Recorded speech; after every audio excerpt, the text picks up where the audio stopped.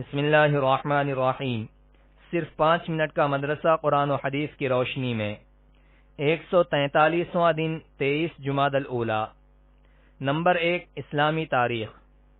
غزوہ دومۃ الجندل 25 ربیع الاول سن 5 ہجری میں رسول اللہ صلی اللہ علیہ وسلم کو اطلاع ملی کہ شام کے سرحد سے قریب دومۃ الجندل کے مشرک قبائل نے قافلوں پر ڈاکے ڈال رکھے ہیں اور گزرنے والوں سے سامان لوٹ لیتے ہیں۔ نیز یہ بھی معلوم ہوا کہ انہوں نے مدینہ پر حملہ کرنے کے لیے ایک بڑی فوج جمع کر لی ہے۔ ان خبروں کے پیش نظر رسول اللہ صلی اللہ علیہ وسلم نے سبا بن عرفۃ غفاری کو مدینہ کا امیر بنایا اور سخت گرمی، ریگستانی سفر اور ناسازگار حالات کے باوجود 1000 صحابہ کا لشکر لے کر ان کے مقابلے کے لیے روانہ ہو گئے۔ مسلمان شدید گرمی کی وجہ سے رات میں سفر اور دن میں آرام کرتے تھے۔ 10 منزل طے کرنے کے بعد جب صحابہ نے دومۃ الجندل پہنچ کر قیام فرمایا تو کفار پر آپ صلی اللہ علیہ وسلم کا رعب طاری ہو گیا اور گھبراہٹ کے عالم میں دومۃ الجندل کے گورنر کے ساتھ بھاگ کھڑے ہوئے۔ آپ صلی اللہ علیہ وسلم صحابہ کرام کے ہمراہ جنگ کیے بغیر مدینہ منورہ واپس تشریف لے آئے۔ نمبر 2 اللہ کی قدرت۔ چیونٹی کی دور اندیشی۔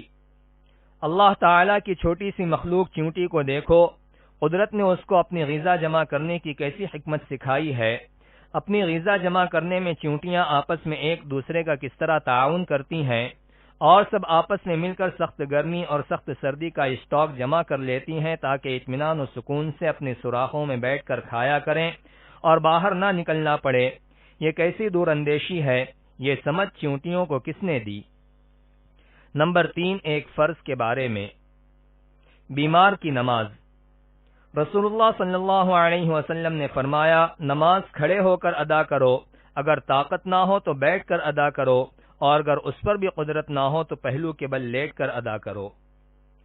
فائدہ: اگر کوئی بیمار ہو اور کھڑے ہو کر نماز پڑھنے پر قادر نہ ہو تو رکوع و سجدے کے ساتھ بیٹھ کر پڑھے، اگر رکوع و سجدے پر بھی قادر نہ ہو تو بیٹھ کر اشارے سے پڑھے اور اگر بیٹھ کر پڑھنے کی طاقت نہ رکھتا ہو تو لیٹ کر پڑھے۔ نمبر 4 ایک سنت کے بارے میں۔ ہر نماز کے لیے وضو کرنا۔ حضرت انس رضی اللہ عنہ بیان کرتے ہیں کہ آپ صلی اللہ علیہ وسلم کی عادت شریفہ تھی کہ باوضو ہونے کے باوجود ہر نماز کے لیے تازہ وضو فرماتے اور ہم لوگ کئی نمازیں ایک ہی وضو سے پڑھتے تھے۔ نمبر 5 ایک اہم عمل کی فضیلت۔ گناہوں کو معاف کرانے کی تسبیح۔ رسول اللہ صلی اللہ علیہ وسلم نے فرمایا، زمین پر جو شخص بھی لا الہ الا اللہ واللہ اکبر ولا حول ولا قوة الا باللہ پڑھتا ہے تو اس کے تمام گناہ معاف ہو جاتے ہیں، خواہ سمندر کے جھاگ کے برابر ہوں۔ نمبر 6 ایک گناہ کے بارے میں۔ دوزخ کے مستحق۔ رسول اللہ صلی اللہ علیہ وسلم نے فرمایا، کیا میں تمہیں جہنمی لوگوں کے بارے میں نہ بتاؤں؟ ہر سخت مزاج، بد اخلاق اور تکبر کرنے والا جہنمی ہے۔ نمبر 7 دنیا کے بارے میں۔ دنیا میں چین و سکون نہیں ہے۔ رسول اللہ صلی اللہ علیہ وسلم نے فرمایا، خبردار، دنیا کے بارے میں جو کچھ میں جانتا ہوں اگر تم بھی جاننے لگو تو تمہیں کبھی دنیا میں چین نصیب نہ ہو۔ نمبر 8 آخرت کے بارے میں۔ قیامت کے دن لوگوں کی حالت۔ قرآن میں اللہ تعالیٰ فرماتا ہے، جس دن تمام جاندار اور فرشتے صف باندھ کر کھڑے ہوں گے اس روز کوئی کلام نہ کر سکے گا، البتہ جس کو خدائے رحمان یعنی اللہ تعالیٰ بات کرنے کی اجازت دے دے اور وہ بھی بات ٹھیک ہی کہے گا۔ اس دن کا آنا یقینی ہے، جو شخص چاہے اپنے رب کے پاس ٹھکانہ بنا لے۔ نمبر 9 طب نبوی سے علاج۔ جوڑوں کے درد کا علاج۔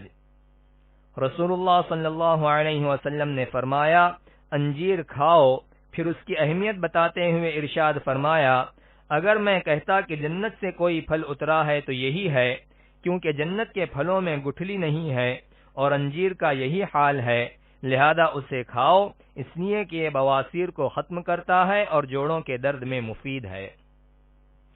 نمبر 10 قرآن کی نصیحت۔ قرآن میں اللہ تعالیٰ فرماتا ہے، تمہارے رب نے فرمایا ہے کہ مجھ سے دعا مانگو، میں تمہاری دعا قبول کروں گا۔